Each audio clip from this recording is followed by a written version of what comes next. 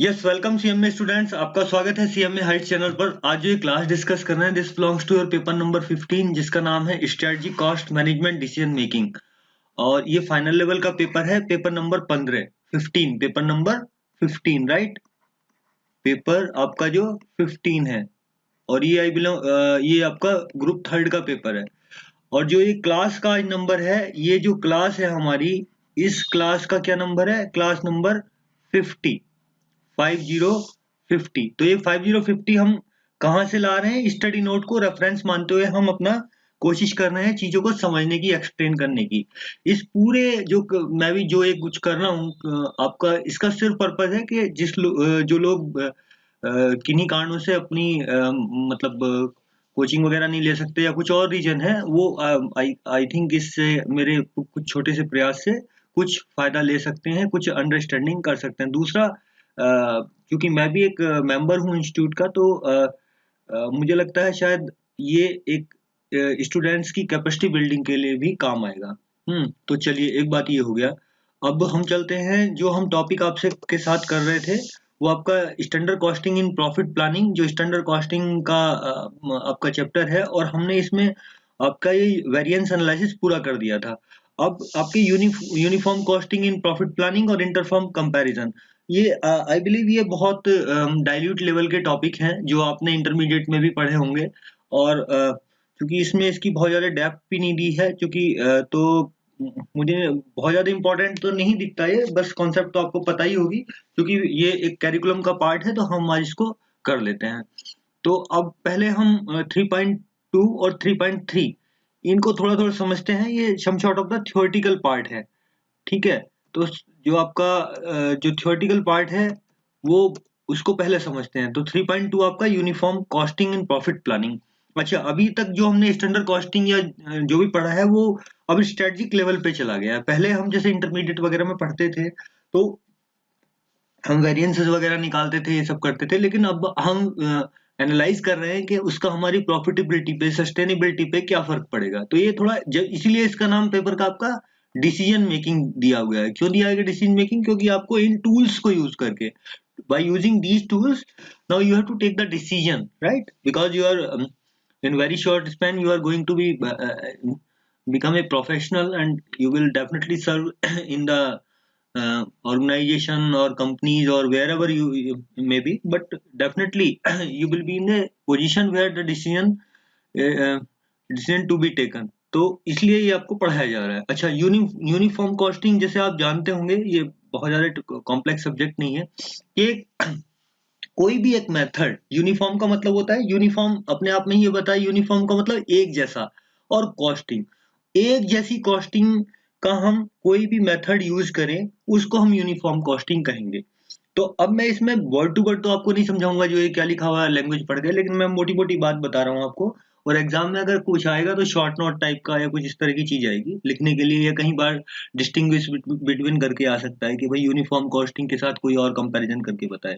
तो uniform costing simple any method which is used uniformly, मतलब through out किसी system में वो आपके एक ही मेथड यूज हो। वो मेथड कुछ भी हो सकता है। तो यूनिफॉर्म कॉस्टिंग कोई अपने आप में कुछ भी नहीं है, अपने आप में ये कुछ भी नहीं है। ये किसी, बस जस्ट ये कहती है कि आप एक यूनिफॉर्मिटी मेंटेन करो किसी किसी चीज को मतलब अप्लाई करने में, कॉस्टिंग टेक्निक को अप्लाई करने में, ठीक है।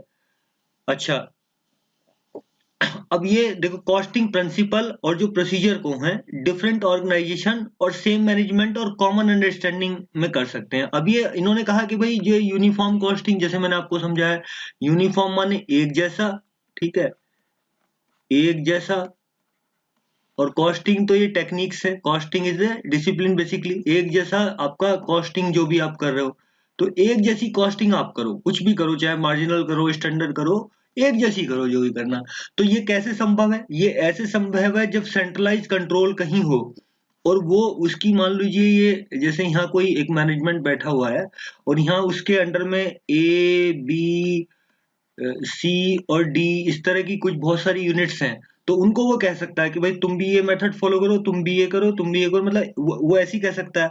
अगर ये डिसेंट्रलाइज है और इनके कंट्रोल एक जगह नहीं है, तो ये फिर नहीं कर पाएंगे इस तरह से। तो आपको इस चीज से क्या मिला, इस ग्राफ को समझने से क्या मिला, आपको इस ग्राफ को समझने से ये जरूर आ रहा होगा कि भाई ये यूनिफॉर्म कॉस्टिंग जो है ये एक बेसिकली जब ही हो सकती है जब इनके बीच कॉमन अंडरस्टैंडिंग हो, है ना भाई। ए भी उस बात से सहमत हो, सी भी हो, बी भी हो, डी भी हो।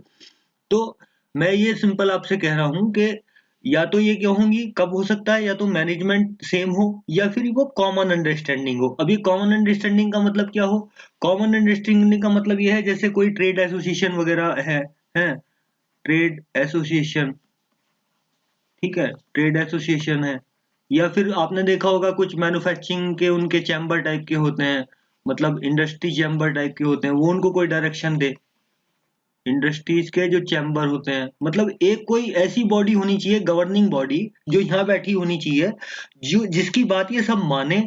और मानेंगे कब, वैसे अगर सही पूछो तो कोई किसी की बात मानता नहीं है। आप भी मेरी क्लास इसलिए देख रहे हैं कि आपको हो सकता है कुछ इससे लग रहा होगा कि फायदा हो सकता है। या फिर मैं भी आपको क्यों बता रहा हूँ, मुझे भी लग रहा है कि भाई हाँ भाई मैं मुझे भी कुछ फायदा हो सकता है। तो मानेंगे ये कब, मानेंगे ये जब जब जब इन्हें लगेगा कि हाँ ये कोई बेनिफिट की बात हो सकती है। तो ये हाँ देखो, नंबर ऑफ एसोसिएशन तो कब हो सकता है, या तो सेम कंट्रोल में रहे मैनेजमेंट के, या फिर वो कुछ इस तरह के कॉमन एसोसिएशन टाइप की हों, जैसे ट्रेड एसोसिएशन, इंडस्ट्री चैम्बर्स, कुछ इस तरह का हो। अच्छा, तो ये क्या कहते हैं कि कोई भी मेथड आप यूज करो वो यूनिफॉर्मली अप्लाइड करो। तो वो बात मैं आपको बता ही चुका हूँ, ठीक है। आप क्या कर सकते हो, सेम इंडस्ट्री में भी ऐसा कर सकते हो, और इवन डिफरेंट इंडस्ट्री में भी कैसा कर सकते हो, ठीक है। सेम इंडस्ट्री के अंदर, डिपार्टमेंट के अंदर भी कर सकते हो बहुत सारे, जैसे एक ऑर्गेनाइजेशन है उसके अंदर 50 डिपार्टमेंट है, 50 डिपार्टमेंट में सेम मेथड लगा सकते हो। या फिर एक जैसे कॉर्पोरेट्स है, उसके बहुत सारी यूनिट्स हैं, तो उनके बीच में भी एक सिस्टम लगा सकते हो। ऐसा करते क्यों है, ऐसा करते ये है कि मैनेजमेंट को ये जो है ये इस एनालिसिस को करके कुछ कंक्लूड करना चाहता है, ठीक है। वो कंक्लूड करना चाहता है, कंक्लूड क्या करेगा, वो अपनी प्रॉफिट प्लानिंग करेगा, अपने आप को एनालाइज करेगा कि मेरी मेरी कॉस्टिंग उसके रेस्पेक्ट में कितनी है, कौन से आइटम जो है उन पे मुझे ध्यान देना चाहिए। तो इस तरह की बात कर सकता है, ठीक है। तो अब ये क्या कर रहा है, देखो मैंने बताया क्यों करेगा। तो कंपैरिजन द परफॉर्मेंस। अब अगर आपको पता चल गया कि भाई ए भी वही मेथड यूज कर रहा है, बी भी वही मेथड यूज कर रहा है, सी भी वही मेथड यूज कर रहा है और डी भी वही मेथड यूज कर रहा है, लेकिन ये अपनी फिर क्या कर सकते हैं, अपने कंपैरिजन कर सकते हैं कि भाई ये मुझसे अच्छा परफॉर्म कर रहा है। तो एक तो वो रीजन हो सकता है, अपने आइडेंटिफाई कर सकते हैं कहाँ हमारी प्रॉब्लम है। तो यही इसका मतलब है कि ये एक, तो 3-4 बातें आपको लगी इसमें, इस पूरे इसको समझने में आपको क्या आ रहा है, 3 या 4 बातें कंक्लूड कर सकते हैं इस बात को समझ कर कि क्या है यूनिफॉर्म कॉस्टिंग, क्या है। एक तो सेम मेथड आपको यूज करना है, सेम मेथड या आपकी टेक्निक यूज करनी है, ठीक है। आपको एग्जाम में वर्ड टू वर्ड लिखने की जरूरत नहीं होती है, मुद्दे की बात आप लिखेंगे तो एग्जामिनर साहब इतने जानते हैं कि वो आपको जरूर मार्क्स प्रोवाइड करते हैं, देते हैं, असाइन करते हैं। दूसरा इसमें क्या होता है, एक कॉमन अंडरस्टैंडिंग होनी चाहिए, ठीक है जी, कॉमन अंडरस्टैंडिंग होनी चाहिए, कॉमन अंडरस्टैंडिंग होनी चाहिए। उनका कॉमन अंडरस्टैंडिंग के लिए कैसे कैसे हो सकता है, या तो आपका सेम मैनेजमेंट कंट्रोल हो, सेम मैनेजमेंट हो उसका, ठीक है। या फिर उनके कोई कॉमन इंटरेस्ट हो वहां पे, ठीक है, कॉमन इंटरेस्ट हो, जो किसी जैसे आपकी कोई ट्रेड एसोसिएशन हो सकती है, ट्रेड एसोसिएशन, ठीक है। आप इस तरह के चार्ट भी बना देंगे तो भी आपको देख लो काफी अच्छे नंबर मिलेंगे। मैं तो एग्जाम में इस तरह से ही बातें लिखता था, करता था, तो मुझे तो कभी कोई दिक्कत लगी नहीं, मैं कभी रटने की कोशिश भी नहीं किया। तो इस तरह के मैं ग्राफ बना के छोटे छोटे उनको समझा देता था। कॉमन अंडरस्टैंडिंग होनी चाहिए, या फिर आपके चैम्बर्स टाइप के जो होते हैं, इंडस्ट्री के चैम्बर्स। आपके दिमाग में और भी कुछ बात आ रही हो तो आप वो भी लिख सकते हैं, जो हो सकता है मुझे अभी मेरे माइंड में क्लिक नहीं कर रही, वो भी आप जोड़ सकते हैं, क्योंकि हम प्रोफेशनल एजुकेशन कर रहे हैं। हम कोई मतलब कोई ऐसा नहीं कर रहे कि जो किताब में लिखा वो करना है, क्योंकि ये इवॉल्विंग फील्ड है ऑलरेडी, राइट। अब ये इन्होंने बताया कि स्कोप ऑफ यूनिफॉर्म कॉस्टिंग क्या होता है, आप कहाँ कहाँ लगा अप्लाई करते हैं। सिंगल एंटरप्राइजेज, जैसे मैंने आपको बताया, जहाँ पे नंबर ऑफ यूनिट्स हो, ब्रांच हो, ठीक है, सेपरेट मैन्युफैक्चरिंग यूनिट हो, और number of concern same industry में जो जो कि एक साथ काम करना चाहते हो, जैसे आपकी ट्रेड एसोसिएशन में, है ना। और जहाँ पे सिमिलर नेचर के जो आपके सप्लाईज हों, जैसे आपकी इलेक्ट्रिसिटी डिपार्टमेंट है मान लो, है, जैसे आपका इलेक्ट्रिसिटी डिपार्टमेंट है या गैस है, तो वहाँ आपका सेम ही काम कर रहे हो। भाई गैस एजेंसी है मान लो, जो आपकी गैस सप्लाई की बहुत सारी कंपनी है। आपका देखो अभी तो बहुत सारे मैं चलो नाम किसी का लेना नहीं चाहता, किसी भी कंपनी का नाम मैं लूंगा नहीं यहाँ पे, लेकिन जो गैस सप्लाई कर रही है वो बहुत सारी कंपनीज हैं, प्राइवेट भी हैं, पब्लिक सेक्टर की भी हैं। तो वो गैस ही कर रही है ना, इनका इनका क्या है, सप्लाई करना गैस है, तो ये भी अप्लाई कर सकते हैं और अपने आप को, अपने कंपैरिजन देख सकते हैं, अपने आप को अंडरस्टैंड कर सकते हैं। वेरियस टाइप ऑफ, जैसे ट्रांसपोर्ट, ट्रांसपोर्ट तो सिमिलर होता है, बस किसी भी उसकी चले, किसी कॉटन इंडस्ट्री है, जूट इंडस्ट्री है, वुलन टेक्सटाइल्स वगैरह है, तो ये अपने आप को अ, इन चीजों में हम अप्लाई कर सकते हैं। तो यूनिफॉर्म कॉस्टिंग की नीड क्या है, जरूरत क्या है? The need for application of the uniform costing system exist in the business irrespective of the circumstances and condition prevailing therein। मतलब ये कह रहा है कि आप लगा सकते हो यूनिफॉर्म कॉस्टिंग, ठीक है, तो लेकिन होनी क्या चाहिए, मोटी मोटी वही बात होनी चाहिए कि आपका कॉमन अंडरस्टैंडिंग होनी चाहिए। है वो कॉमन अंडरस्टैंडिंग कैसे आ सकती है, मैनेजमेंट के थ्रू आ सकती है, कंट्रोल के थ्रू, या कोई आपका ट्रेड एसोसिएशन हो जहाँ पे आपके कॉमन इंटरेस्ट हो, आप उसके मेंबर हो, या फिर तीसरी बात यह है कि आप अपने आप की अपनी परफॉर्मेंस, अपने अपनी चीजों को एनालाइज करना चाहते हैं और आप सिमिलर प्रोडक्ट में या किसी सर्विसेज में काम कर रहे हैं। तो ये हो गया। अच्छा, अब रिक्विजिट क्या है, क्या क्या होने चाहिए यूनिफॉर्म कॉस्टिंग के, तो थोड़ा इसको मैं स्लाइटली तेज चलूंगा, रीजन बीइंग के ये बहुत डाइल्यूट लेवल का सब्जेक्ट, मतलब टॉपिक है, तो जो आपने ऑलरेडी इंटरमीडिएट में पढ़ा हुआ है, पर चूंकि हमें ये करना है as a part of course, तो मैं इसको लेके चल रहा हूँ। तो तो वही है, क्या क्या है, एक तो म्यूचुअल ट्रस्ट होना चाहिए, एक दूसरे पे विश्वास होना चाहिए, कॉपरेशन होना चाहिए, और एक पॉलिसी है जिससे पार्टिसिपेटिंग मेंबर जो है सहमत हो, फ्री एक्सचेंज ऑफ इंफॉर्मेशन और आइडिया मेथड होने चाहिए। भाई अब उनको अपनी इंफॉर्मेशन तो एक दूसरे के साथ डिस्क्लोज करनी पड़ेगी ना, तो है। और अब bigger unit should be prepared to share with the smaller one. अब नॉर्मली ये क्या, इसका क्या मतलब है, इसका मतलब ये होता है कि जो बड़े कॉर्पोरेट्स होते हैं, यो वो क्या होते हैं, बेसिकली यूनिफॉर्म कॉस्टिंग का जो फायदा है वो ऐसा नहीं है कि इसका नाम तो यूनिफॉर्म होता है, ठीक है, ये नाम है यूनिफॉर्म, यूनिफॉर्म कॉस्टिंग, ठीक है। ये कॉस्टिंग तो यूनिफॉर्म होती है, लेकिन इसका जो फायदा होता है, मान लीजिए अगर इसमें ए बी सी और डी ये इंक्लूड है, तो ऐसा नहीं कि इनको ये जो कुछ करेंगे इसका कॉमन फायदा होगा, मतलब सेम प्रपोजल में होगा या सेम फायदा होगा, हो सकता है इसको ज्यादा हो जाए, इसको कम हो जाए। नॉर्मली क्या होता है, जो बिग कॉर्पोरेट्स होते हैं उनके यहाँ सिस्टम एस्टेब्लिश होते हैं अच्छे, तो वो अपना जो डाटा प्रेजेंट करते हैं उससे इन छोटे लोगों को ज्यादा फायदा होता है। तो अब ये क्यों चाहेगा भाई कि भाई इंडस्ट्री में है, वो उसके कंपटीटर भी तो हो सकते हैं, तो वो क्यों चाहेगा कि भाई मेरे डाटा को यूज करके ये लोग फायदा उठाएं। तो बिगर unit should be prepared with two share with the smaller one, improvement, achievement, efficiency के बारे में, रिसर्च नो हाउ के बारे में बहुत बताए। क्योंकि क्या होता है, छोटी यूनिट जैसे हैं, एमएसएमई है जैसे आपकी, या और जो स्मॉल इंडस्ट्रीज हैं, वो कहाँ रिसर्च वगैरह कर पाती हैं। तो ये लोग चूंकि रिसर्च करते हैं और ये अपने डाटा शेयर करेंगे, तो ये तो फ्री में ही उनका फायदा उठा लेंगे। तो ये ट्रस्ट एक डेवलप होना चाहिए, ठीक है। There should not be any hiding और विदहोल्डिंग ऑफ इंफॉर्मेशन, तो ये तो फ्री एक्सचेंज ऑफ इंफॉर्मेशन की बात हो ही रही है। There should be no rivalry और सेंस, अपने आप में कोई इसमें ऐसा वो नहीं होना चाहिए कि ये हमारे जो है कॉम्पिटिटर है, रिवैलरी है, या फिर आपका आपको कोई ईर्ष्या टाइप की है, इस तरह की चीजें नहीं होनी चाहिए। तो ये कॉमन बात है, आप लिख सकते हैं। तो वैसे जैसे मैंने बताया कि इसका ये चूंकि फायदा तो डेफिनेटली होगा, लेकिन किसको कितना होगा, वो मेंबर्स के बीच में एक डिफरेंस का कारण हो सकता है, डिफरेंसेस आ सकते हैं कि भाई हम क्यों करें, हमारा हम तो ऑलरेडी जो है, हमारे पास अच्छी इंफॉर्मेशन है, हमारी इंफॉर्मेशन को यूज कर लेगा, या कुछ ये इंफॉर्मेशन हाइड कर लेंगे, भाई ये इंफॉर्मेशन हम नहीं देते हैं, तो उससे ये पूरी टेक्निक फेल हो जाती है। तो ये एक बहुत ही वैसे आइडियल थिंग है, मतलब आज की इंडस्ट्री में और ये सब चीजों के कंपटीशन में थोड़ा सा मुश्किल है इसको फेयरली लगाना, लेकिन फिर भी इसकी कॉन्सेप्ट है और ये कहीं कहीं यूज भी होती है, विद इन द मैनेजमेंट तो ये यूज होती है। अच्छा, the application of uniform the fundamental requirement is to locate the differences and eliminate overcome as far as possible. तो ये डिफरेंसेस क्या है, वही डिफरेंसेस है मेंबर के बीच में जो है, बहुत सारे डिफरेंसेस हो सकते हैं कि हम अपनी इंफॉर्मेशन क्यों फ्लो करें।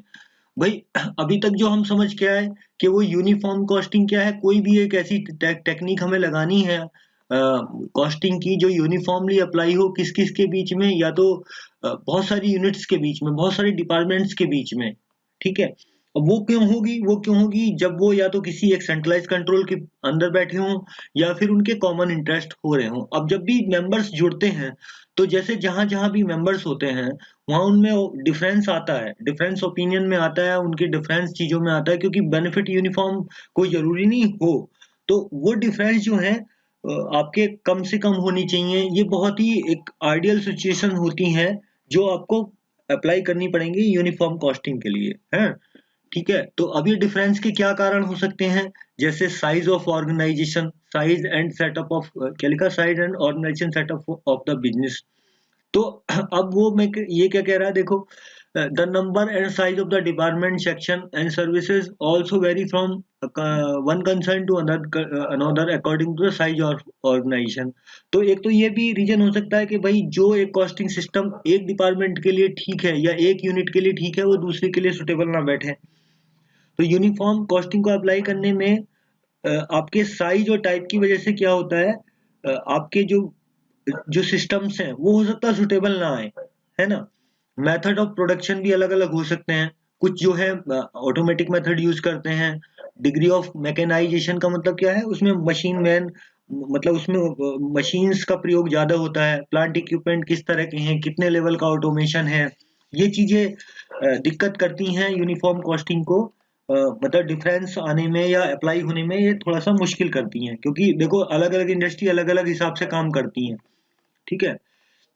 उनके यहाँ क्या हो सकता है, प्रोडक्शन के मेथड अलग से हो सकते हैं, डिपार्टमेंटेशन का जो ऑर्गेनाइजेशन स्ट्रक्चर अलग हो सकता है, कंट्रोलिंग अलग हो सकती है, ऑपरेशनल कंट्रोल अलग हो सकते हैं, इस तरह की चीजें हो सकती हैं। और method of and principle of the cost accounting, तो in this sphere the largest degree of difference होता है, क्योंकि अंडरटेकिंग जो है सिमिलर प्रोडक्ट सेम सिस्टम में लगाने में बहुत डिफरेंट मेथड वो यूज करते हैं या पाए जाते हैं। जैसे अब हालांकि अब तो काफी चीजें धीरे धीरे स्टैंडर्डाइजेशन की तरफ चल रही हैं। जैसे आपका उनके बाइंग के कुछ अलग हो सकते हैं, परचेज पॉलिसी अलग हो सकती हैं उनकी, ठीक है। उनका जो आप देखो कि आपका जो सप्लाई का, जो सप्लायर का इंटीग्रेशन है, ठीक है, सप्लाई चेन जो है उनकी वो अलग हो सकती है। स्टोरेज के अलग मेथड हो सकते हैं। हो सकता है कोई इन हाउस स्टोरेज कर रखा हो सकता है कुछ जो है कोई जीट अप्लाई कर रखा हो, कोई हो सकता है आपका आउटसोर्स वेयर हाउस अप्लाई कर रखा हो। तो ये थोड़ा सा दिक्कत आती है इसको अप्लाई करने में। इशू ऑफ मटेरियल के अलग अलग पैटर्न हो सकते हैं। हालांकि ये बहुत सारी चीजें आपका जो आपके अकाउंटिंग स्टैंडर्ड्स हैं, एएस जिसको बोलते हैं, या अब तो वो इंड एस भी आ गए वहाँ पे, हैं, या आपके जो कॉस्टिंग के ही आपके अकाउंटिंग स्टैंडर्ड हैं, कॉस्ट अकाउंटिंग के स्टैंडर्ड, उसमें भी इन्वेंटरी के बहुत सारे उन्होंने मेथड वहाँ पे एक एम्बिग्यूटी खत्म करने की कोशिश की है। स्टिल डिफरेंस करते हैं, डिफरेंस अभी है। प्राइसिंग ऑफ स्टोर इशू, कैसे आप मतलब वही मेथड है, फीको हिपो लिफो, किस तरह से आप करते हैं, ठीक है। Payment of to the workers, ये आपकी इंसेंटिव स्कीम कैसे हैं, बोनस प्लान कैसे हैं, ठीक है। और इस तरह के आपके पर्क पर्क वगैरह कैसे आप पे करते हैं। Basis of classification and absorption of overheads का आपका किस तरह का एब्जॉर्प्शन सिस्टम है, ठीक है। डेप्रिसिएशन आप किस तरह से कैलकुलेट करते हैं। हालांकि ये भी आपको, क्योंकि जहां जहां अच्छे जो मतलब बड़े कंसर्न है जो अकाउंटिंग स्टैंडर्ड ऑडिटिंग वगैरह में रहते हैं, तो वहाँ ये लगभग फिक्स ही रहता है कि कौन से मेथड करना पड़ता है। फिर भी यहाँ छोटे मोटे डिस्कशन रहते हैं मैनेजमेंट के, जहां जहां उन्होंने इंड एस ने या आपके जो शेड्यूल 3 ऑफ कंपनी एक्ट है, उन सब ने जहां जहां उनको परमिट किया वहां वो अपनी पॉलिसी को अपने हिसाब से मैनेजमेंट करती है। रेंट आपकी क्या है, आपका मशीन रेंटेड है, प्रेमाइसेस रेंटेड है, फ्री होल्ड है या लीज है, इस तरह की चीजें क्योंकि ये यूनिफॉर्म हो नहीं सकती, तो ये एक दिक्कतें आती है यूनिफॉर्म कॉस्टिंग को अप्लाई करने में। तो field covered by the uniform costing, तो ये जैसे ऑलरेडी हम पढ़ चुके हैं, ठीक है। इंडिविजुअल प्रोडक्ट भी हो सकता है, कॉस्ट सेंटर्स भी हो सकते हैं। इसको चलो थोड़ा आराम से पढ़ लेते हैं। Field covered by the uniform costing, there is no uniform costing which may be found to be fit in all circumstances. मतलब ये क्या है, एक डायनेमिक सब्जेक्ट है। मतलब आज जो चीज सारी सर्कमस्टांसेस में, सारी परिस्थितियों में ये जरूरी नहीं है कि एक यूनिफॉर्म कॉस्टिंग सिस्टम आपका अप्लाई हो जाए। तो सिस्टम जब इंस्टॉल करते हैं तो टेलर्ड करना पड़ता है, मतलब हर एक ऑर्गेनाइजेशन की जो उनकी कॉमन इंटरेस्ट है उनको ध्यान रखते हुए आपको अपने सिस्टम को उसको मॉडिफाई करना पड़ेगा, उसको कस्टमाइज करना पड़ेगा फॉर ईच इंडिविजुअल केस। लेकिन कुछ कॉमन पार्ट हैं जो होने चाहिए एक यूनिफॉर्म कॉस्टिंग सिस्टम में, तो वो यहाँ इनका दिया हुआ है, तो मैं इसको पढ़ लेता हूँ। तो उसके लिए क्या पूछना पड़ेगा हमें अपने, एक ऐसे भी सवाल पूछ सकता है कि क्या एक आपके प्री रिक्विजिट होने चाहिए एक सिस्टम को अप्लाई करने से पहले, यूनिफॉर्म कॉस्टिंग सिस्टम को अप्लाई करने से पहले। तो आप ये बता सकते हैं कि आपको क्या क्या सोचना पड़ेगा कि हम कॉस्ट किसकी कर रहे हैं, इंडिविजुअल प्रोडक्ट की कर रहे हैं, कॉस्ट सेंटर यूनिट कर रहे हैं, कॉस्ट यूनिट या कॉस्ट सेंटर पे कर रहे हैं। तो ये आपको देखना पड़ेगा। मेथड कौन सा हम अप्लाई कर रहे हैं कॉस्टिंग का, स्टैंडर्ड कॉस्टिंग कर रहे हैं या आपका मार्जिनल कॉस्टिंग कर रहे हैं या और एब्जॉर्प्शन कॉस्टिंग कर रहे हैं, ठीक है, एबीसी अप्लाई कर रहे हैं। तो उस हिसाब से आप अपने अपने आप को सैप वगैरह आपके जो या जो भी आपके पास मेथड हैं, जो भी आपके पास बेसिकली टूल टेक्निक्स हैं, उनको उस हिसाब से लगाना पड़ेगा, सॉफ्टवेयर्स में चेंज करने पड़ेंगे। टेक्निक अप्लाई, अच्छा जैसे मार्जिनल कॉस्टिंग, स्टैंडर्ड कॉस्टिंग, ये कौन सी लगा रहे हैं, कौन से आइटम एक्सक्लूड करने हैं, ये पॉलिसी का पार्ट है, ठीक है। डिपार्टमेंटेशन आपको कैसे करना है, किस तरह से डिपार्टमेंट बनाने हैं, ऑर्गेनाइजेशन में किस तरह से स्ट्रक्चर को चलाना है। Allocation of the cost to the department है, आपका एलोकेशन का मेथड क्या है, किस तरह से आप सर्विस डिपार्टमेंट की कॉस्ट को अपोर्शन करेंगे प्रोडक्शन डिपार्टमेंट में, ठीक है। इसके लिए आप एबीसी पे अप्लाई कर सकते हैं, डायरेक्ट डायरेक्ट मेथड भी यूज कर सकते हैं, और भी कोई यूज कर सकते हैं। Method of application of administration किस तरह करेगा, सेलिंग डिस्ट्रीब्यूशन किस तरह करेगा, ये कब पॉइंट कब सोचने हैं, before applying any uniform costing, ये उससे पहले की चीजें हैं। वैल्यूएशन आप कैसे करेंगे वर्क इन प्रोग्रेस का, method of treating the spoilage, defective work, scrap, इसकी वैल्यूएशन कैसे करेंगे, ठीक है। Method for accounting of over time payment, bonus, miscellaneous allowance to the worker, उनके फ्रिंज बेनिफिट, ठीक है, उनके लेबर वेलफेयर, इस तरह की चीजें आप किस तरह से करेंगे। Purchase of material and upkeep of the expenses to be added cost of store, मतलब इन्वेंट्री वैल्यूएशन की चीज आ गई है। The system of material control pricing issue, valuation of stock, ये भी उसी से रिलेटेड है। The system of classification coding of account, जब आप अकाउंट्स करते हैं तो अकाउंट्स में आपको क्लासिफिकेशन, उनकी कोडिंग, इस तरह से एक सिस्टम जनरेट करना होता है। वो ये चीजें आप इंडस्ट्री में जाएंगे तो सीखेंगे किस तरह से हम क्लासिफिकेशन करते हैं और किस तरह से कोडिंग करते हैं अकाउंट्स की। अकाउंट्स में हर एक आइटम के लिए आप अकाउंट कोड जनरेट करते हैं, तो वो कैसे करेंगे। The method of recording the accounting information, किस तरह से हम अकाउंटिंग इंफॉर्मेशन को अपनी रिकॉर्ड करेंगे, उसके कंट्रोल्स क्या रहेंगे, ठीक है। तो ये तो आपको, ये क्या है, आपको ये आपके पूछने हैं अपने, जब आप सिस्टम को ही अप्लाई करने जा रहे हैं, जो भी आपने स्टैंडर्ड कॉस्टिंग का, sorry not standard costing, uniform costing के लिए जो भी सिस्टम आप अप्लाई करने जा रहे हैं, ठीक है। चलो, अब एडवांटेज क्या है, एडवांटेज तो दुनिया भर के इसके एडवांटेज हैं, लेकिन मुसीबत ये है कि ये अप्लाई होना बड़ा मुश्किल है। एडवांटेज तो बहुत बहुत ही एडवांटेज हैं आपके, आप देखो कि कंपैरेटिव इंफॉर्मेशन मिल जाती है मेंबर्स को एसोसिएशन, जिससे वो क्या कर सकते हैं, एलिमिनेट अपने इविल इफेक्ट, अपने इविल इफेक्ट को एलिमिनेट कर सकते हैं, अननेसेसरी के एक्सपेंसेस अपने हटा सकते हैं, ठीक है, कंपटीटर से। लेकिन कंपटीटर क्यों इन्फॉर्मेशन देगा आपको, मुद्दा तो यहाँ फंस जाता है। भाई ये कर तो सकते हैं, देखो ये बात इन्होंने खुद ही लिख दी कि आपको कंपैरेटिव इन्फॉर्मेशन मिल जाएगी। अब ये कंपैरेटिव इन्फॉर्मेशन कितनी ठीक मिलेगी, ये एक अच्छा है, तो वो क्या करते हैं, ये एक परफॉर्मेंस से रिलेटेड चीज आ गई आपकी कि अननेसेसरी एक्सपेंसेस हटा दोगे, ठीक है, और आप अपने जो सिस्टम के एलिमिनेट कर दोगे इविल इफेक्ट्स, है ना। It enabled to industry to submit the statutory body the reliable information, accurate data that might be required to regulate the pricing policy. Government को बहुत सारा डाटा चाहिए होता है, या और दूसरी जो है आपकी जो एसोसिएशंस हैं, जैसे आपका इंस्टीट्यूट भी, हमारा institute of cost accountants of India, ये भी बहुत सारे गवर्नमेंट को सजेशन देता है, तो इसमें भी वो डाटा यूज हो सकता है। और मेंबर इंडस्ट्री हैं, जैसे आपने देखा होगा एसोचैम है, chamber of industry and commerce है, और बहुत सारे जो इस तरह के एसोसिएशन है, वो भी अपनी प्रेजेंटेशन गवर्नमेंट को देते रहते हैं।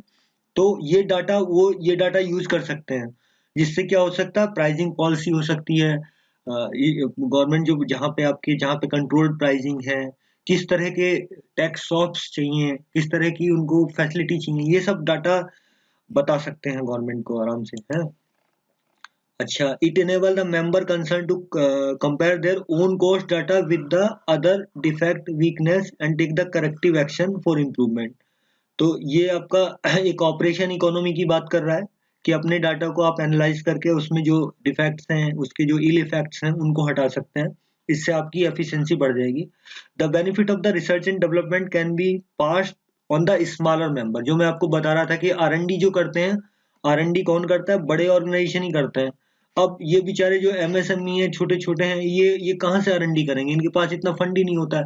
लेकिन ये अगर रियल में ये इंफॉर्मेशन पास ऑन करेंगे तो जो आपकी एमएसएमई है, ठीक है, या एसएसआई है, स्मॉल स्केल इंडस्ट्रीज हैं, या जो आपके और दूसरे जो आपके स्टार्टअप्स वगैरह हैं, वो ये इस इंफॉर्मेशन को यूज करके अपने आप को और तेजी से अच्छे से डेवलप कर सकते हैं। तो ये क्या करेगा? इकोनॉमी को तो आप एज ए होल सपोर्ट करेगा, ठीक है, क्योंकि यहाँ रिसर्च एंड डेवलपमेंट में बहुत पैसा खर्च होता है और ये मतलब छोटे लोगों के बस की बात नहीं है, मतलब छोटी इंडस्ट्रीज के बस की बात नहीं है।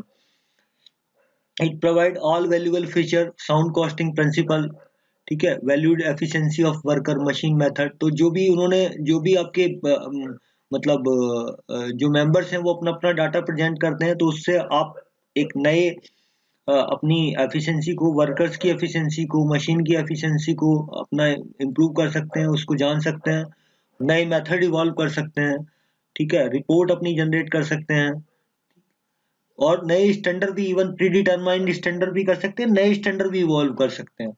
It serve as a prerequisite for the cost audit. Cost audit के लिए भी डेफिनेटली बहुत अच्छी इंफॉर्मेशन, इंटरफर्म कंपैरिजन के लिए भी ये इंफॉर्मेशन जनरेट हो सकती है कॉस्ट ऑडिट के लिए। क्योंकि कॉस्ट ऑडिट क्या है आपका?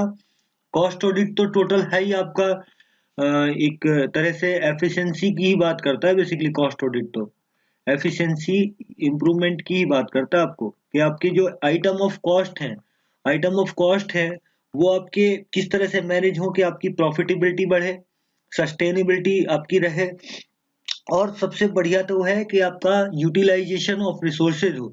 अल्टीमेटली वो क्या करेगा? इकोनॉमी पे आपका मतलब एक तरह से इकोनॉमी में इम्प्रूवमेंट करता है। तो ये कॉस्ट ऑडिट जो होता है ना, ये बहुत ही वैल्यूएबल चीज है वैसे तो।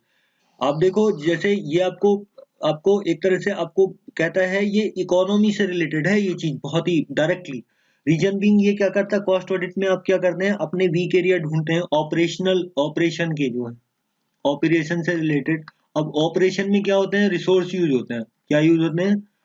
रिसोर्स यूज होते हैं। और रिसोर्स कहाँ से आते हैं? नेचर से आते हैं, ठीक है, नेचर से आते हैं या नेचुरल होते हैं, NATURAL, नेचुरल लिख दो।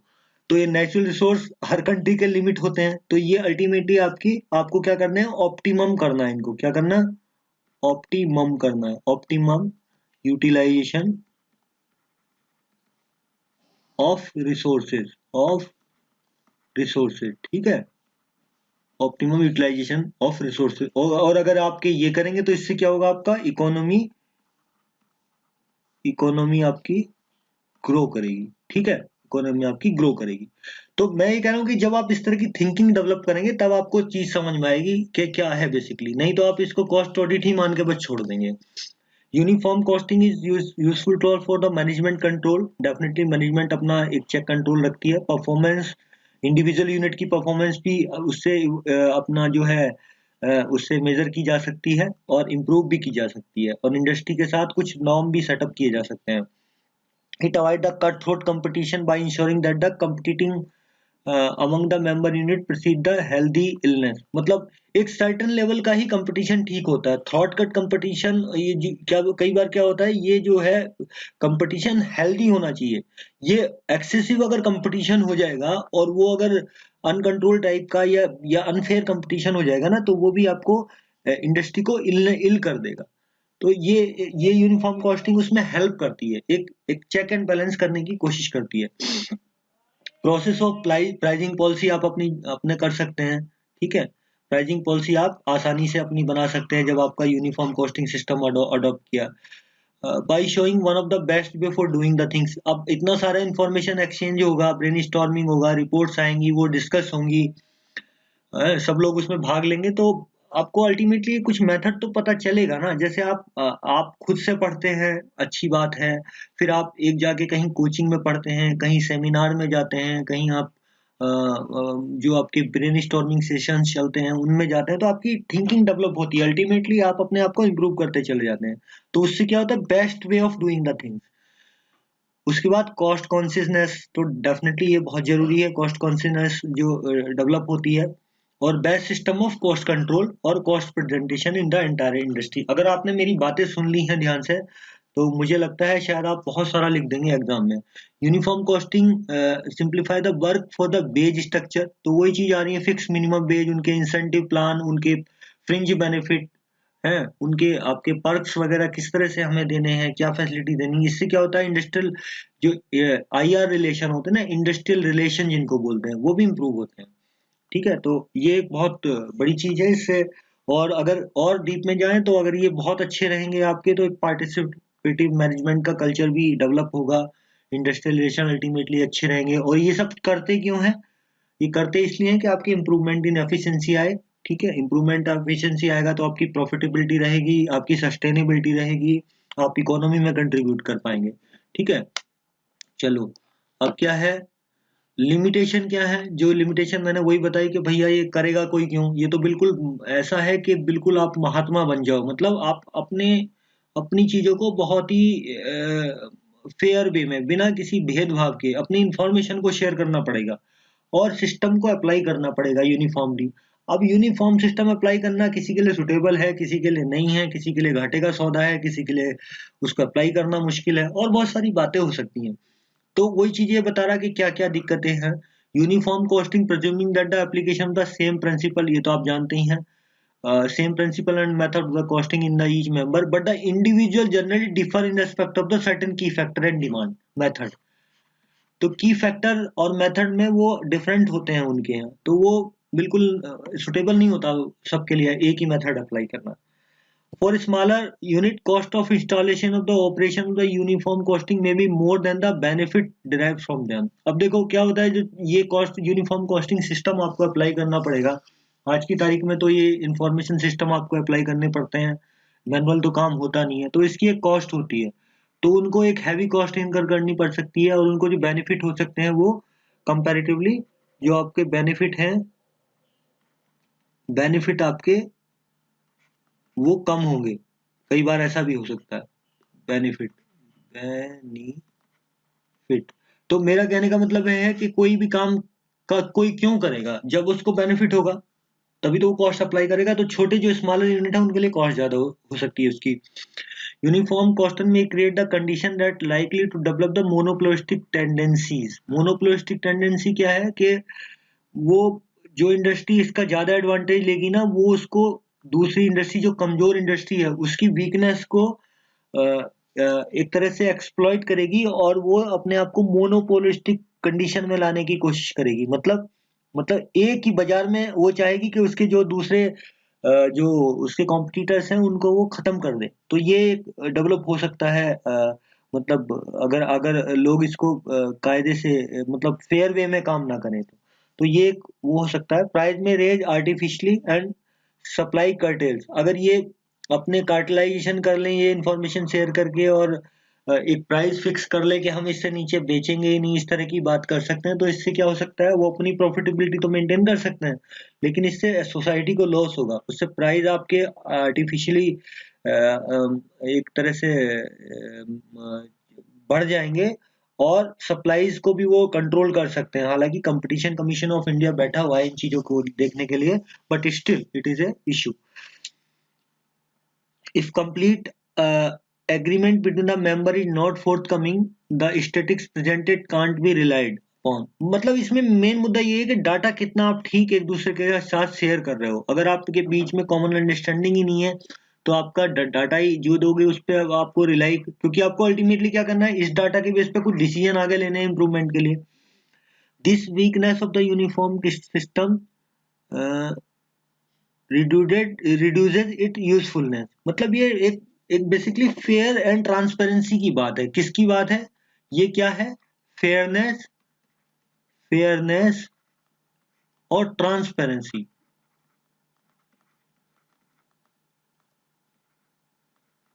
ट्रांसपेरेंसी और इसमें फेथ होना चाहिए आपका, ठीक है, फेथ। ये 3-4 चीजें होंगी जब ये काम करेगा, अदरवाइज ये काम करेगा ही नहीं। तो आई थिंक अगर आपका 4-5 नंबर में सवाल आएगा, कभी आया तो आप इसे लिख सकते हैं, ठीक है। अब आपका अगला टॉपिक आ गया है यूनिफॉर्म, नहीं सॉरी, इंटरफर्म कंपैरिजन। ये छोटी क्लास रहेगी। इंटरफर्म कंपैरिजन क्या होता है? इंटर माने एक दूसरा और फर्म एक एक दू मतलब फर्म, एक फर्म ये है, एक फर्म ये है, एक फर्म ये है, तो इनका हम कुछ कंपैरिजन करें, ये ए है, ये बी है, ये सी है। इंटर फर्म कंपैरिजन, इस फर्म का इस फर्म के साथ कंपैरिजन करना, वो इंटर फर्म कंपैरिजन है। ये क्या करते हैं? किसको कंपैरिजन करेंगे? Performance evaluate, efficiencies, deficiencies, cost, profit of similar nature of firm engage in the same industry और बिजनेस। तो इंटरफर्म कंपैरिजन करते हैं हम एक तरह की जो इंडस्ट्रीज है, मान लीजिए एफएमसीजी कंपनी है फॉर एग्जांपल। तो एफएमसीजी कंपनी की जो उनके उनकी क्या है, उनकी परफॉर्मेंस कैसी आ रही है, इफिशिएंसीज कैसी आ रही हैं, डिफिशिएंसीज कैसी आ रही हैं, उनके कॉस्ट स्ट्रक्चर कैसे हैं, प्रॉफिट कैसी है, ईयर टू ईयर ग्रोथ कैसी है, क्वार्टर टू क्वार्टर ग्रोथ कैसी है, उनके फाइनेंशियल रिसोर्स कैसे हैं, ठीक है उनका। अब आपने कई बार अगर आप छोटा मोटा कहीं शेयर मार्केट वगैरह देखते होंगे थोड़ा बहुत, तो उसमें आता है ना कि इस इंडस्ट्री का पी इतना है, इसका पी इतना है, इसका एम्प्लॉय कॉस्ट इतना है, इबिट्टा इतना है। तो वो कंपैरिजन ही करते हैं एक सिमिलर, एक तरह का वैल्यूएशन पर्पस के लिए।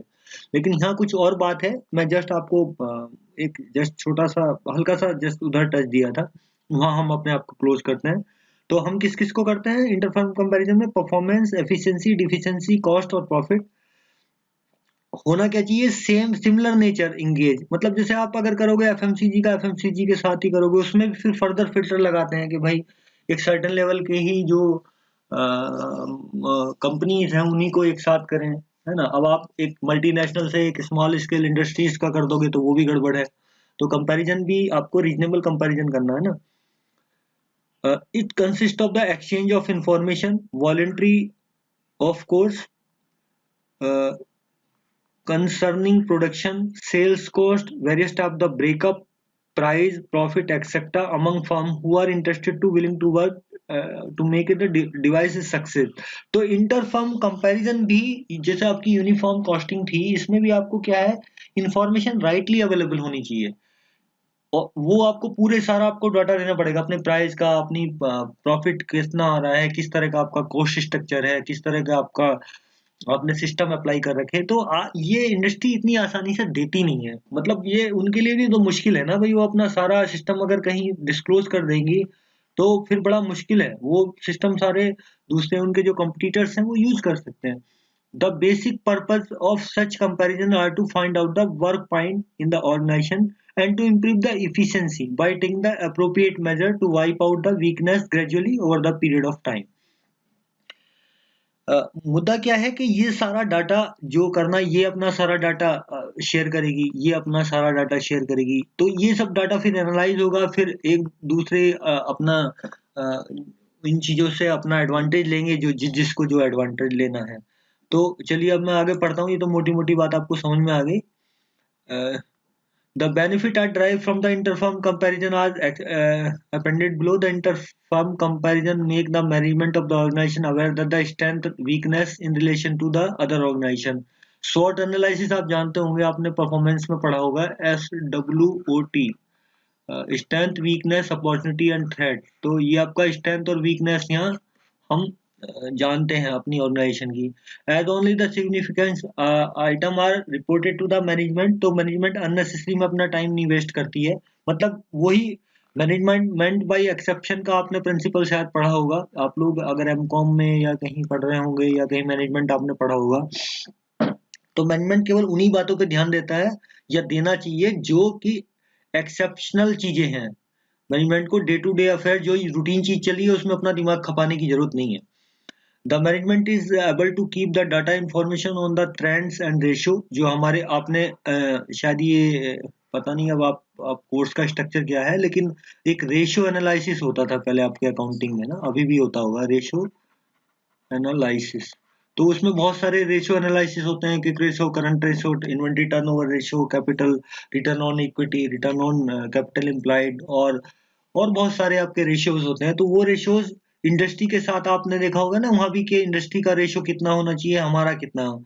तो ये एक इम्पोर्टेंट इनपुट देता है मैनेजमेंट को अपने आप को इम्प्रूव करने के लिए। ये कॉस्ट कॉन्शियसनेस डेवलप करता है, मतलब आप अपनी कॉस्ट के प्रति जागरूक होते हैं, कॉस्ट के आइटम्स के। Information about the organisation made available fairly without the fear and disclosure confidential data. तो ये तो देखो कितना सक्सेस होता है, आइडियली तो ऐसा ही होना चाहिए कि आपको अपनी इंफॉर्मेशन फ्रीली एंड फेयरली अपने कॉन्फिडेंशियल डाटा को भी डिस्क्लोज करना पड़ता है, तभी इसकी सक्सेसफुल है, अदरवाइज नहीं है। Specialise knowledge and experience of professionally run and successful organisation are made available to the smaller unit who can take the advantage. वही मैंने आपको जो बताया था कि जो भी उनकी बड़े ऑर्गेनाइजेशंस की प्रैक्टिस हैं, सिस्टम्स हैं, वो अगर वो डिस्क्लोज करेंगे राइटली, तो अगर छोटे ऑर्गेनाइजेशन उन चीजों का फायदा उठा सकते हैं तभी। और ये जरूरी भी है, इकोनॉमी को ड्राइव करने के लिए ये चीजें जरूरी भी हैं। It may be possible then to have the such a infrastructure.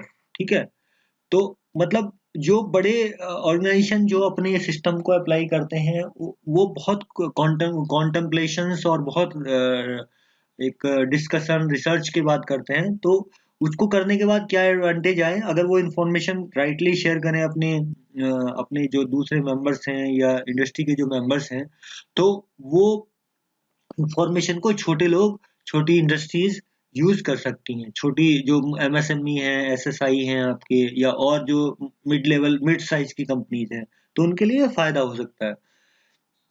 The industry as a whole benefit from the process of increase productivity. इससे प्रोडक्टिविटी इंक्रीज होगी, स्टैंडर्डाइजेशन होगा। स्टैंडर्डाइजेशन से क्या होगा, आपका रिजेक्शन भी कम होगा, स्क्रैप भी कम जनरेट होगा, आपका क्वालिटी बढ़ेगी, अनफेयर कंपटीशन और ट्रेड भी इससे हटेगा। ठीक है, trade reliable and collective data enhance the organisation power deal with the various government authority. अगर ये डाटा एक एज ए कॉमन प्लेटफॉर्म पे आएगा, और ये कॉमन प्लेटफॉर्म पे आने के बाद अ, इसको अगर गवर्नमेंट के साथ प्रेजेंट करने में, गवर्नमेंट के साथ अपने अपने हक को मांगने में, अपने लिए पर्टिकुलर, आपने देखा हो ना कि कभी टेक्सटाइल इंडस्ट्री गवर्नमेंट से कुछ कहती है, कभी यूरिया वाली फर्टिलाइजर वाले कुछ डिमांड करते हैं। तो ये डाटा बहुत यूजफुल होता है उस गवर्नमेंट को प्रेजेंट करने के लिए, क्योंकि गवर्नमेंट को एज ए कलेक्टिव डाटा जाता है कि भाई उनको डाटा किया जाता है कि फर्टिलाइजर, जैसे आपने अभी देखा है कोरोना जब से आया है, तो कोरोना में क्या है, कह रहे होटल इंडस्ट्री साहब बिल्कुल ठप हो गई। तो होटल इंडस्ट्री का सारा डाटा वो एज ए कम्पलेटिव डाटा प्रेजेंट करेंगे कि हमें भाई इतने इतने रिलैक्सेशन दीजिए। तो गवर्नमेंट को अपनी अपनी बात को ढंग से कहने का ये एक ऑर्गेनाइजिंग पावर मिलती है, अपनी बात को प्रेजेंट करने के लिए अथॉरिटीज के साथ। Inter firm comparison assist in big way identify the industry की सिकनेस। तो इंटरफॉर्म कंपैरिजन अगर हम करेंगे, तो जो पैरामीटर्स हैं उसके कंपैरिजन के, तो हमें बताएंगे जैसे कि भाई, जैसे फॉर एग्जांपल मैन्युफैक्चरिंग, आपकी जो मैन्युफैक्चरिंग है, जैसे मैन्युफैक्चरिंग इंडस्ट्री है, ठीक है, मैन्युफैक्चरिंग इंडस्ट्रीज हैं जैसे, मान लो अब इनकी जो मटेरियल कॉस्ट है, मटेरियल कॉस्ट कितनी होनी चाहिए इनकी, मान लो 30% फॉर एग्जांपल। या आपकी इम्प्लाई कॉस्ट कितनी होनी चाहिए सर, इम्प्लाई कॉस्ट कितनी होनी चाहिए, मान लो 15% है। टर्नओवर का मान लो ये, या रिवेन्यू का मान लो, रिवेन्यू का है ना, रिवेन्यू का आइडियल इतना होना चाहिए, इतना होना चाहिए। प्रॉफिट कितना होना चाहिए, प्रॉफिट आपका होना चाहिए रफली 10%, 8 से 10%। तो अगर किसी इंडस्ट्री के ये पैरामीटर, मान लो कोई इंडस्ट्री है जिसने, ये तो आपका इंडस्ट्री का एक स्टैंडर्ड नॉर्म बन गया जिस सेगमेंट में वो ऑपरेट कर रही है। अब किसी का है 30 की बजाय मान लो 50 हो गया, और ये 15 की बजाय मान लो जो है या ये प्रॉफिट जो है 2% रह गया, तो मतलब फिर ये सस्टेनेबिलिटी नहीं रहेगी इनकी। ये यहाँ कहीं आसपास घूमने चाहिए, मतलब ये 25 के आसपास होना चाहिए, ये किसी का 14 हो 12 हो तो भी चल जाएगा। तो ये एक बेस बताता है कि किस तरह से हम कहाँ खड़े हैं अपने एज ए पूरे सिस्टम के साथ। अब लिमिटेशन क्या है? लिमिटेशन ऑलमोस्ट वही है जो हमने पहले पढ़ ली है। लिमिटेशन में क्या है? टॉप मैनेजमेंट इंटरेस्ट नहीं हो सकता है कि भाई इसका क्या फायदा है, ये इंटरफर्म कंपैरिजन हम क्यों करें, इसके लिए कॉस्ट जाएगी और इससे क्या बेनिफिट होंगे, ठीक है। दूसरा क्या है? रिलेक्टेंस हो सकती है, reluctance to disclose the data which concern to be confidential. अब इंडस्ट्री को अपने डाटा डिस्क्लोज करने पड़ेंगे जो कि उनके लिए मुश्किल भी पैदा कर सकता है। कॉन्फिडेंशियल नेचर के डाटा कई बार नहीं डिस्कस किए जा सकते, नहीं डिस्क्लोज किए जा सकते। A sense of complacence on the part of the management. अभी कॉम्प्लीसेंस क्या होता है? कॉम्प्लीसेंस का मतलब होता है अपने आप में संतुष्ट रहना। जैसे कहते हैं हम तो सब कुछ जानते हैं, वो वाली बात है ये। तो मैनेजमेंट कहती है कि हम ऑलरेडी ठीक कर रहे हैं, हमें क्या जरूरत है सबके साथ डाटा डिस्क्लोज करने की और उनके साथ कंपैरिजन करने की। वी आर डूइंग वेल, ठीक है। सेंस ऑफ कॉम्प्लीसेंस का मतलब है हम ठीक हैं, ठीक है, हमें जरूरत नहीं है ये सब करने की। The absence of the proper cost accounting system, costing figures जिन पे रिलाई किया जा सके कंपैरिजन पर्पज के लिए। Non availability of suitable base for comparison. कई बार इंडस्ट्री का बेस का ही डाटा नहीं मिलता है। जैसे बहुत सारी नई चीजें, नई इंडस्ट्री डेवलप हो रही हैं या उस तरह के नए पिक्चर्स आ रहे हैं, अब उनका कोई बेस डाटा ही नहीं है तो कंपैरिजन किससे करें। These difficulty may be overcome to the large extent by taking the following steps।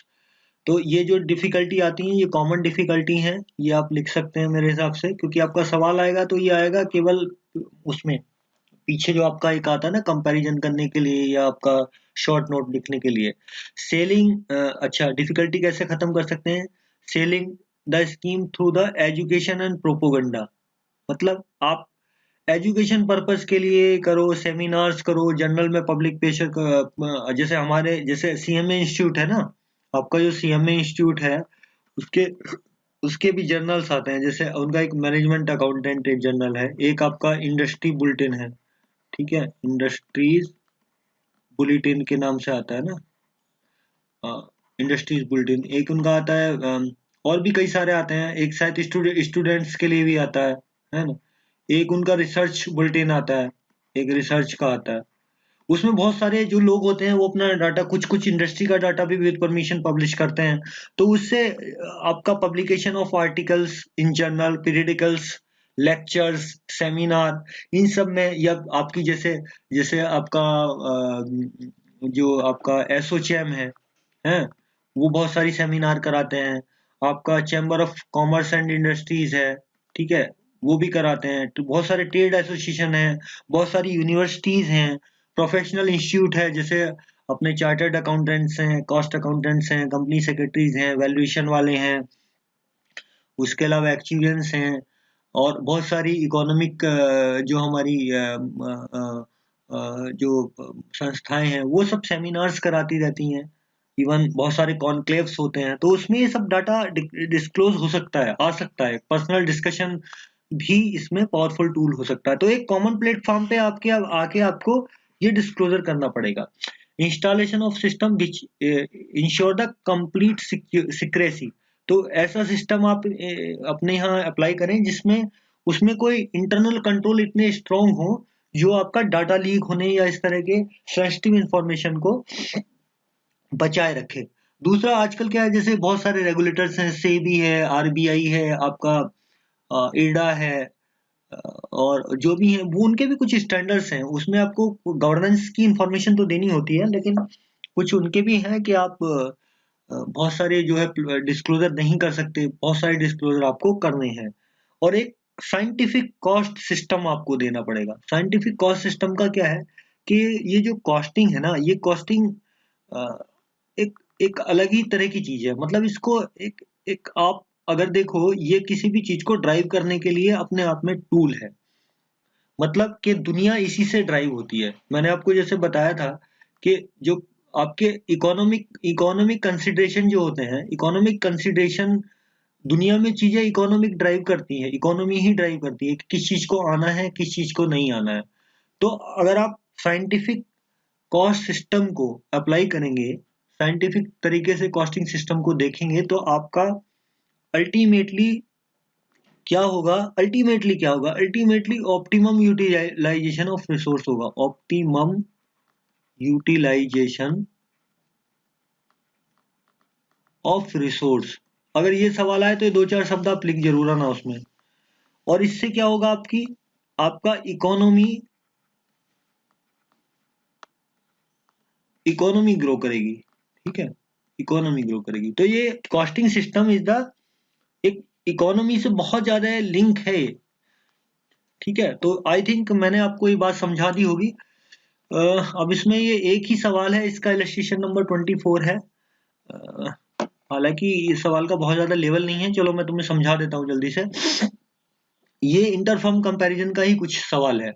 The share of the total, the share of the total production and the cost based fair price computed separately for each of the 4 units। 4 units ने अपना क्या किया है, अपना production का share के हिसाब से उनके कॉस्ट स्ट्रक्चर क्या है और फेयर प्राइस उन्होंने अपना कैलकुलेट किया हुआ है नीचे। अच्छा, इसमें क्या है, शेयर ऑफ प्रोडक्शन का क्या है, किसी पर्टिकुलर प्रोडक्ट्स में 40% ये प्रोड्यूस करते हैं, ये 25% प्रोड्यूस करता है, ये 20% करता है, 15% करता है। तो ये तो शेयर ऑफ प्रोडक्शन है इनका, मतलब किसी पर्टिकुलर, जैसे कोई चीज जो भी प्रोड्यूस होती है उसमें 40% ये करते हैं, 25% ये, 20% ये और 15% ये, 40, 25, 20 एंड 15। इनकी जो मटेरियल कॉस्ट है, अगर आप ये कहें कि ये ए है, ये बी है, ये सी है, ये डी है, 4 फर्में हैं, ये एक ही तरह के प्रोडक्ट बनाती हैं और इनका जो प्रोडक्शन है उसमें शेयर ऑफ प्रोडक्शन 40% ए का है, 25% बी का है, 20% सी का है और 15% डी का है। मटेरियल कॉस्ट कितनी है, 150। अब जो भी है फिगर किसी में भी है, उससे कोई मतलब नहीं, लाख में है, करोड़ में है, कुछ भी हो, क्योंकि ये कंपैरेटिव डाटा है ना, इससे कोई फर्क नहीं पड़ता यूनिट से। तो material cost 150, 180, 170, 190, labour cost 100, 120, 140, 160, depreciation 300, 200, 160, 100, overheads 300, 300, 280, 240। तो इससे आपका ये क्या आ गया, ये आपका आ गया क्या, ये कॉस्ट आ गया आपका, ये कॉस्ट आ गया। ये देखोगे तो आपका 3, 2, 5 ये रहा और 3, 8, ये इस तरह से इन सब का सम है ये, ठीक है। ये क्या है, ये एक आपका टोटल कॉस्ट आ गया एक तरह से। ये इन सबको जोड़ दीजिए तो ये आंसर आ जाएगा, ठीक है। ये आपका कॉस्ट है। 20% of the return capital employed कितना है, इन्हें 20, जो ये उन्होंने कैपिटल एम्प्लॉयड कर रखी है उस पर 20% इनको रिटर्न चाहिए, तो वो कितना आ रहा है, जो भी कैपिटल एम्प्लॉयड उन्होंने कर रखी होगी, 630, 430, 630, 430, 350, 230। इससे इन्होंने फेयर प्राइस अपना निकाल दिया कि हमारी कॉस्ट ये है और हमें जो हमने कैपिटल एम्प्लॉयड कर रखी है उस पर हमें ये रिटर्न चाहिए इतना। ये तो आपकी कॉस्ट है और जो हमने कैपिटल एम्प्लॉयड कर रखी है उस पे ये इतना इतना हमें रिटर्न चाहिए। तो ये वाला आपका क्या आ गया, एक मान लो ये डाटा क्या कहूँ इसको मैं, अल्फा कहता हूँ। अल्फा आपका कॉस्ट हो गया और बीटा, मान लो इसको बीटा मैं कह देता हूँ। बीटा आपका क्या हो गया, एक आपका जो आपने रिटर्न, जो आपने कैपिटल एम्प्लॉयड कर रही है उस पर 20% का रिटर्न आपको चाहिए। तो इससे आपके फेयर प्राइस जो उन्होंने निकाला, इंडस्ट्री ए ने निकाला 1480, मतलब 1480, बी ने निकाला 1230, इन्होंने अपना 1100 एंड 920। इसके अलावा इन्होंने कैपिटल एम्प्लॉयड का डाटा फिर नीचे और दिया है कि फिक्स एसेट है आपके कितने हैं, वर्किंग कैपिटल कितनी है और ये इनका टोटल कैपिटल एम्प्लॉयड ये है। तो ये इसका स्ट्रक्चर इन्होंने कैपिटल का दिया है। Indicate with reason what should be the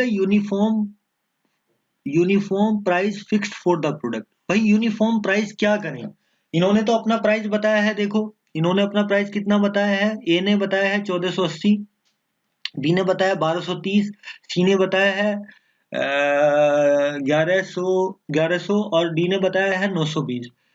तो हमें क्या करना है, बाकी इन्होंने डाटा कुछ रिलेवेंट है कुछ इरिलेवेंट भी है इसमें, कि यूनिफॉर्म प्राइसिंग हम क्या करें, हम कितना फिक्स करें।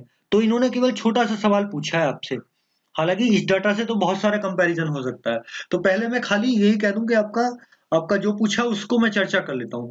तो जो इनका प्राइस है, जो इसने प्राइस निकाला है, ठीक है, इसने अपना फेयर प्राइस ये निकाला है, इसने ये निकाला है, इसने ये निकाला और इसने ये निकाला।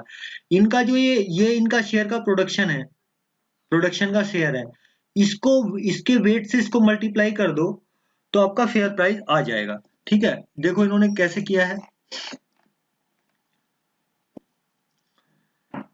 इन्होंने क्या किया है, इन्होंने इसको अलग अलग किया है। भाई मैं चाहे तो आप इसको यहीं पे कर दो, क्योंकि इन्होंने जो सेम चीज तो यहाँ भी की है इन्होंने, मतलब आपके ठीक है, ये वैसे भी आ जाएगा, ऐसे जैसे मैं बता रहा था वैसे भी आ जाएगा। चाहे तो आप इसको सीधे इनके जो जो ये कॉस्ट आ रही है इसको आप क्या करो, इसके वेट से मल्टीप्लाई कर दो। मतलब 1480 इंटू 0.4, 1230 इंटू 0.25, 1100 इंटू 0.2, इसको सम कर दो, मतलब वेटेज एवरेज कर दो इसके साथ, ये वाला जो आपका ये जो शेयर ऑफ प्रोडक्शन है। तो और इसको वेटेज करोगे इसके साथ, इसका वेटेज एवरेज करोगे इसके साथ, तो आपका आंसर आ जाएगा। इन्होंने कैसे किया है वो मैं बता देता हूँ। इन्होंने क्या किया, कॉस्ट, पहले कॉस्ट को वेटेज एवरेज किया है, फिर इन्होंने क्या किया है, इसको वेटेज एवरेज किया है, तो उन दोनों को जोड़ा है, तो वैसे भी आ जाएगा। ठीक है, दोनों से आ जाएगा, जैसे आप करना चाहें आप कर लेना। तो पहले मैं इनके तरीके से बता देता हूँ, वेटेज एवरेज कॉस्ट कितनी है इनकी, जो आपका ये वेटेज एवरेज कॉस्ट कैसे निकलेगी कि ये जो आपका ये आपकी जो कॉस्ट है, ये वाला इस रो में, इस कॉस्ट को आप इसके साथ फैक्टरिंग कर दो और उनको सम कर दो।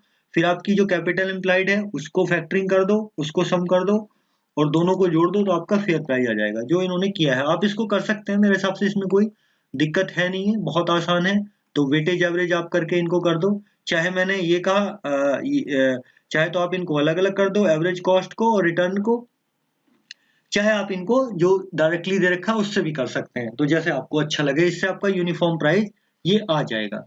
ठीक है, तो और इसमें मैं वैसे बताऊं, अगर आप देखो तो ये तो आपको छोटा सा सवाल इसने पूछा था, आप इसमें बहुत सारे सवाल और भी ढूंढ सकते हो कि आप देखो आपका 40% के हिसाब से आपका 150 है, और ये देखो इसका 180 है। मैं जस्ट अलग बता रहा हूँ सवाल से, अब सवाल हो चुका आपका, मैं आपको और रीजनिंग डेवलप करने की कोशिश कर रहा हूँ। आप ये सोचो, देखो यहाँ देखो, मैं एक मिनट रुको, जैसे और क्या कंपैरिजन हो सकता है, जैसे वो कह सकता है आप इंडिविजुअल आइटम भी कंपेयर, जैसे 40% पे आपकी कॉस्ट कितनी है मटेरियल की 150, और 25% पे कितनी है 180, यानी कि मटेरियल की टर्म में, मटेरियल कंजम्पशन के टर्म में ये यूनिट बहुत ही अच्छा नहीं कर रही है, तो बहुत बुरा कर रही है। 20% पे 170 और 15% पे 190। तो आप देखो सबसे वर्स कौन कर रही है, ये कर रही है, और सबसे अच्छा ये कर रही है। इस तरह के सवाल भी आपसे पूछ सकता है। डायरेक्ट लेबर 40% शेयर है 100, 25% 120, 20 पे 140 और 15 पे 160। तो देखो इसकी इसकी कॉस्ट सबसे अच्छी है, भाई इसकी कॉस्ट मैनेजमेंट सबसे अच्छा है, इसका सबसे बेकार है? डेप्रिसिएशन, अब डेप्रिसिएशन तो इनकी कैपिटल एम्प्लॉयड कितनी है, देखो ये देख लो, फिक्स असेट ये वाला, यहाँ से देखो, ये देखो ना, ये क्या डाटा दिया था, ये इन्होंने एक्चुअली कहीं से एक्सट्रैक्ट कर लिया सवाल, और उसमें वो चीजें पूछी नहीं है जो पूछनी चाहिए थी। पर चलो मैं तुम्हें समझा देता हूँ। देखो यहाँ क्या है, डेप्रिसिएशन देखो इसका 10% है, दिख रहा है आपको, मेरे हिसाब से दिख रहा होगा, ये इसका 10% है, हाँ 10% है, ये इसका 10% है। तो 10% अप्रिसिएशन आपको दिख गया होगा, है, इसमें कोई दिक्कत नहीं है। तो इसमें ये भी लिख सकते हो कि भाई 10% अप्रिसिएशन यूनिफॉर्मली अप्लाई हो रहा है। ओवरहेड्स में देखो 300, 300, 200 ये इस तरह से है, तो ये देखो कि ओवरहेड कौन अच्छे से मैनेज कर पा रहा है। तो इस तरह के बहुत सारी रीजनिंग आप कर सकते हो। फिर आप वर्किंग कैपिटल एम्प्लॉयड वर्सेज इसका रेशियो भी निकाल सकते हो, निकाल सकते हो कि नहीं निकाल सकते हो, कि भाई आपकी वर्किंग कैपिटल का कंपैरेटिवली फिक्स के साथ क्या रेशियो है। तो ये सब चीजें आप एनालाइज कर सकते हो, और इसमें फिर पर्टिकुलर मैंने जैसे बताया था ए बी सी है, इसमें ये रैंक भी कर सकते हो इनको, तो ऐसे बहुत काम आप कर सकते हो। तो ये आपकी ब्यूटी रहेगी आगे अंडरस्टैंडिंग की, it is the beauty of your understanding के आप किस तरह से चीजों को करते हैं। और आपसे मेरा यही आग्रह है कि आप अपनी चीजों को बहुत ध्यान से समझें। आप होने वाले देश के अभी एक रिनोन्ड प्रोफेशनल बनने जा रहे हैं। मेरी शुभकामनाएं आपके साथ हैं, और आप जहां भी रहें, जो भी काम करें, अपने इकोनॉमी को और देश को आगे ले जाने के लिए आप काम करें। ठीक है, तो with this I finish this chapter. अभी हम स्टडी नोट 4 पे चलेंगे। उससे पहले में कुछ क्लासेस जो बीच में रह गई थी मार्जिनल वाली, एक दो क्लास, 2-3 क्लास मिसिंग है, बार बार स्टूडेंट का मैसेज आता रहता है, उनको पूरा करने के बाद मैं स्टडी नोट 4 पे चलूंगा। ठीक है, तो तब तक के लिए आपका बहुत बहुत धन्यवाद। Thank you very much.